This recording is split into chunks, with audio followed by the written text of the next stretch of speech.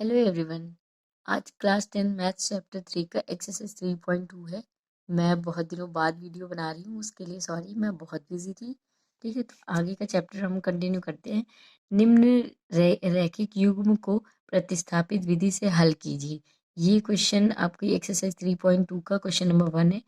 जैसे कि रैखिक युग्म को प्रतिस्थापन विधि से हल कीजिए, मतलब जो रैखिक युग्म ये दिए हुए हैं इनको प्रतिस्थापन विधि से हल करना है। तो प्रतिस्थापन का मतलब यही होता है कि मतलब एक चीज की वैल्यू निकाल के, जैसे एस और टी के टर्म में हमें रैखिक युग्म दिए हुए हैं, तो उसमें एस की वैल्यू निकाल के और इन इक्वेशन में से किसी एक में रख के और सॉल्यूशन करते हैं। तो हम स्टार्ट करते हैं सॉल्यूशन करना। जैसे ये दो युग्म दिए हुए हैं, तो इसको हमने एक समीकरण 1 मान लिया और इसको समीकरण 2 मान लिया। तो समीकरण 2 को तो पहले सॉल्व करेंगे क्योंकि ये भिन्न में दिया हुआ है। तो एस अपॉन ये जो है टोटल हो जाएगा 6 और ये हो जाएगा 2s प्लस ये 3t बराबर ये 6। तो ये 2s प्लस 3t बराबर में 36 हो गया। तो अब हमारी इक्वेशन ये 2 जो है, ये इक्वेशन यहाँ पे जाके ये इक्वेशन 2 बन गई। तो इसको हम इक्वेशन 2 नहीं लिखेंगे, तो इक्वेशन 1 और इक्वेशन 2 हो गई। तो समीकरण 1 और समीकरण 2 हो गया। अब क्या करेंगे, समीकरण 1 और समीकरण 2। तो समीकरण 2 में देखो 2s है और 3t है, मतलब हम क्या करेंगे, देखो या तो हम 3 से मल्टीप्लाई कर दें तो बन जाएगा 3t और कैंसिल हो जाएगा, मतलब कुछ ऐसा मल्टीप्लाई करना है ताकि हमारा एक टर्म कैंसिल होके हम जो है s की वैल्यू निकाल लें। तो t कट जाना चाहिए, या तो t की वैल्यू निकाल रहे हैं तो s कटना चाहिए। तो हम क्या करते हैं, समीकरण 1 में, समीकरण 1 में 2 से गुणा करके समीकरण 2 से घटाने पर, करके समीकरण 2 से घटाने पर तो क्या होगा, 2s प्लस 3t बराबर 36। इससे हम इसको घटाएंगे तो ये क्या हो जाएगा हमारा, 2 से अगर मल्टीप्लाई करेंगे तो हो जाएगा हमारा 2s माइनस 2t बराबर 36। अब हम इसको माइनस करेंगे तो यहाँ पे आ जाएगा माइनस, और ये माइनस माइनस प्लस हो जाएगा, और ये फिर माइनस। ठीक, तो ये माइनस ये प्लस, ये माइनस ये प्लस, तो ये कैंसिल हो जाएगा। ये प्लस है तो प्लस प्लस प्लस हो जाएगा, तो ये कितना हो जाएगा 5t, और ये कितना हो जाएगा टोटल, और ये माइनस है तो 36 में से 6 गया, कितना बचेगा 30, और यहाँ पे ये प्लस का है तो ये हो जाएगा प्लस का 30। तो t की वैल्यू क्या आ जाएगी हमारी, ये 5 से ये जाएगा, कितना हो जाएगा 6 से, तो t की वैल्यू आ गई हमारी 6। अब t की वैल्यू हम इक्वेशन 1 में रखें या 2 में रखें, तो t की वैल्यू लिखेंगे, t का मान t बराबर 6 समीकरण 1 में रखने पर। तो ये जो t की वैल्यू 6 में रखना है, यही हमारी प्रतिस्थापन विधि है। या तो में रखने पर लिख दें या तो में प्रतिस्थापित करने पर। प्रतिस्थापित करने पर क्या हो जाएगी भाई, s माइनस t की वैल्यू क्या आई हमारी 6 बराबर 3। s उधर 6 उधर जाएगा तो ये प्लस में जाएगा, 3 प्लस 6, यानी s की वैल्यू क्या आ गई हमारी 9। तो जैसे हमने t की वैल्यू निकाली, अब t की वैल्यू हमने जो है इक्वेशन 1 में रख के s की वैल्यू निकाली, तो यही हमारी प्रतिस्थापन विधि होती है। मतलब एक की वैल्यू निकाल के हम दूसरी इक्वेशन में रख के दूसरे की वैल्यू निकाल लेते हैं। ठीक है, क्वेश्चन नंबर 2 है हमारा, 2x प्लस 3y इक्वल है 11 और 2x माइनस 4y इक्वल है माइनस 24 को हल कीजिए और इससे m का मान ज्ञात कीजिए, जिसके लिए y बराबर mx प्लस 3 है। मतलब इसमें ये कह रहा है कि हमें जो है दो इक्वेशन दी गई हैं, हमें जो है इन दोनों इक्वेशन को हल करना है और m की वैल्यू निकालनी है। ठीक है, तो हम क्वेश्चन में जो हमारी दो इक्वेशन दी है पहले हम उनको लिखेंगे, 2x प्लस 3y इक्वल 11 और 2x minus 4y equal minus 24। अब हमें देखो इन दोनों इक्वेशन से पहले हम x की वैल्यू निकाल लें या तो y की वैल्यू निकाल लें, ठीक है। तो सबसे पहले हम क्या करेंगे, इसको इक्वेशन 1 दे देते हैं और इसको इक्वेशन नंबर 2 दे देते हैं, ठीक है। अब देखो हम मल्टीप्लाई तब करते हैं अगर हमारी वैल्यू इजीली नहीं कट रही हो। अगर हमारी वैल्यू इजीली कट रही है तो हम डायरेक्टली वैल्यू निकालेंगे। उसके लिए क्या करेंगे, समीकरण 1 से समीकरण 2 को घटाने पर सीधे घटा देंगे और हमारी वैल्यू निकल आएगी y की। तो लिखते हैं 2x प्लस 3y इक्वल 11 और घटाना किसको है, 2x माइनस 4y माइनस 24। तो माइनस करेंगे तो ये यहाँ माइनस माइनस प्लस हो जाएगा, ये माइनस माइनस प्लस हो जाएगा। तो ये माइनस ये प्लस कैंसिल, ये प्लस जुड़ जाएगा, हो जाएगा 7y बराबर 24 में से 11 24 और 11 जुड़ जाएगा तो ये बचेगा, जुड़ जाएगा तो ये हो जाएगा 5 और 2 1 3 35। फिर ये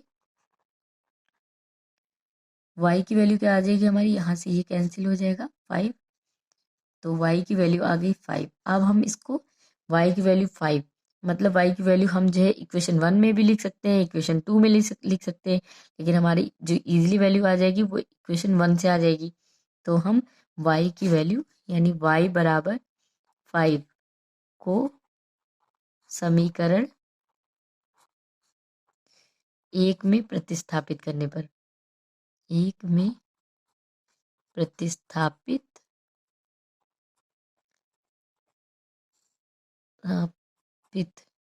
करने पर, उसके बाद में 2x प्लस 3 y की जगह पे हो जाएगा हमारा 5 और ये हो जाएगा हमारा 11। तो 2x प्लस 15 हो जाएगा और ये 11, 2x प्लस का 15 है उधर जाएगा तो माइनस का हो जाएगा, ये 11 माइनस का ये 15, ये इससे कैंसिल हो जाएगा। तो ये माइनस का है तो ये 15 जो है वो बड़ा है 11 से और ये इसके आगे लगा है माइनस, तो ये हो जाएगा माइनस का 4 और यहाँ पे है 2x, 2 से ये कैंसिल हो जाएगा 2, x की वैल्यू क्या आ गई हमारी -2। तो अब हमने x की वैल्यू निकाल ली, y की वैल्यू निकाली। अब हम इसको इक्वेशन कुछ भी मान लेंगे या जिसके लिए y बराबर mx प्लस 3 हमारी इक्वेशन दी गई है, तो इसमें हम x और y की वैल्यू लिख देंगे। तो y बराबर mx प्लस 3 दिया हुआ है, इसको इक्वेशन हम 3 मान लेते हैं। तो x बराबर -2 y बराबर 5 समीकरण 3 में रखने पर या प्रतिस्थापित करने पर, रखने पर तो वैल्यू क्या आ जाएगी, y बराबर हमारा कितना है 5 है, m ऐसे ही लिखा रहेगा क्योंकि हमें m की वैल्यू निकालनी है और x क्या है वैल्यू माइनस का 2 प्लस 3, ये 5 है, ये माइनस का 2m प्लस 3, उसके बाद में ये 3 उधर चला जाएगा तो क्या हो जाएगा 5 माइनस 3 बराबर माइनस का 2m। यहाँ पे इसको जब हम सॉल्व करेंगे तो ये हो जाएगा 2 और ये हो जाएगा माइनस, यहाँ से 5 में से 3 गया 2 बचा और ये माइनस का 2m, ये 2 से ये कैंसिल, तो m की वैल्यू क्या आ गई हमारी माइनस का 1 और ये हो गया हमारा आंसर।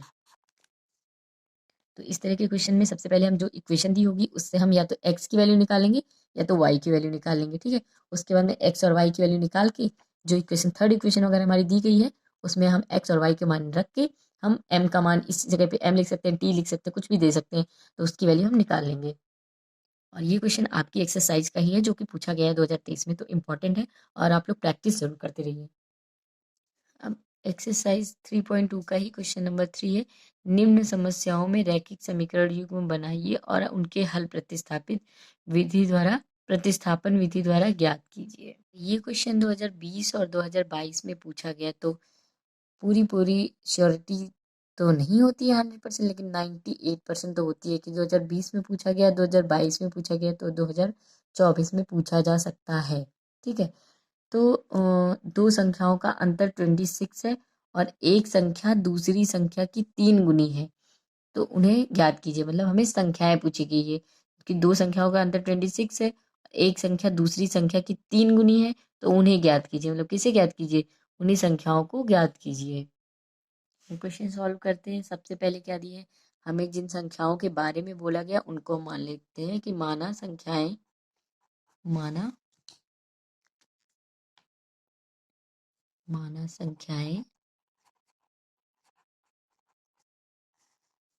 x और y है और x को बड़ा मान लेते हैं y से। ठीक है, तब हमें जैसा कि बताया कि दो संख्याओं का अंतर 26 है, तो मतलब x अगर बड़ा है तो x minus Y equal to 26 हो गया। और एक संख्या दूसरी संख्या की, देखो पहले तो हमें बताया, मान लिया कि माना संख्या x और y है, जैसा कि हमने दिया, और उसके बाद में दिया हुआ दोनों संख्याओं का अंतर 26 है, तो हमने x को बड़ा मान लिया और y को छोटा मान लिया है। ठीक है, और एक संख्या दूसरी संख्या की 3 गुनी है, तो उसके हिसाब से अगर हमने x मानी है तो दूसरी संख्या y है, तो ये दूसरी संख्या की 3 गुनी हो गई, तो x बराबर हमारा 3y हो गया।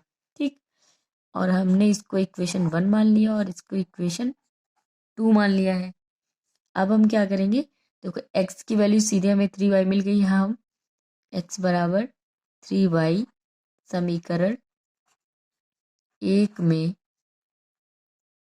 रखने पर, तो ये क्या हो जाएगा, 3y minus Y equal to 2x।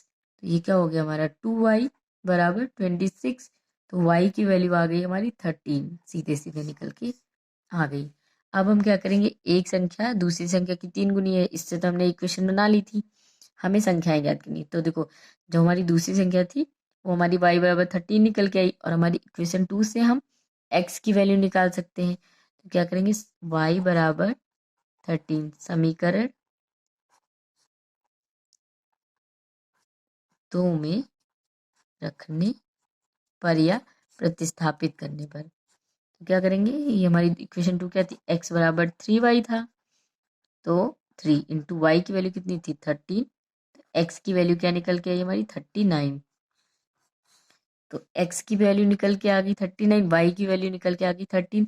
हमारी संख्याएं कौन सी हो गई, एक हो गई हमारी, उन्हें ज्ञात कीजिए, तो संख्याएं हमसे पूछी गई थी, तो आंसर हो गया हमारी 39 और 13, क्या है हमारी संख्याएं हैं। अतः यह संख्याएं लिखेंगे आंसर में, अतः संख्याएं 39 और 13 है। ये हो गया हमारा आंसर। तो पढ़ते रहिए, प्रैक्टिस करते रहिए, और मिलते हैं नेक्स्ट वीडियो में। Thank you for watching this.